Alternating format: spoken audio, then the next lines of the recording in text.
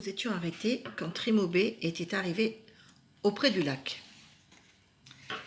Donc, on raconte qu'aussitôt le bâton se transforma en un lac vaste et profond qui mit la fillette à l'abri du monstre. Mais pas pour longtemps, car Trimobé avait une bouche énorme. À chaque gorgée, il avalait le contenu de 1000 jarres, et quand il fut de nouveau tout près d'elle, la fillette se souvint de la pierre et la jeta en disant « Chère pierre, cadeau de la souris, transforme-toi en forêt. » On raconte qu'aussitôt, une immense forêt se dressa entre Rafara et le monstre. Mais Trimobé avait une queue puissante et tranchante comme une hache.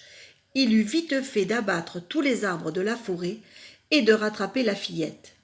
Rafara jeta alors l'œuf en disant « Cher œuf, cadeau de la souris, transforme-toi en montagne. » On raconte que la fillette se trouva aussitôt au sommet d'une haute montagne.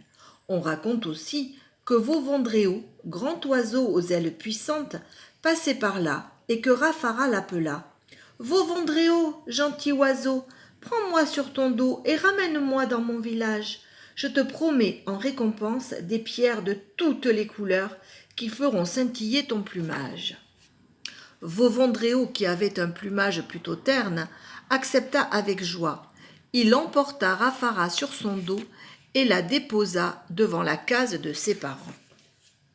Rafara décora les ailes de Vauvandréo de 1000 pierres précieuses, puis elle salua le bel oiseau qui s'envola vers d'autres cieux. On raconte que le père fut rempli de joie quand il retrouva sa fille chérie, mais que sa colère fut terrible lorsqu'il apprit que ses deux aînés avaient abandonné leur petite sœur dans la forêt.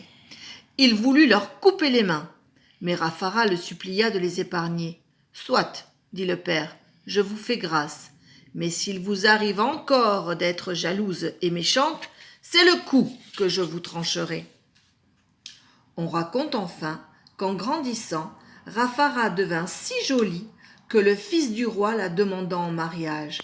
Et on raconte même, mais ceci est une autre histoire,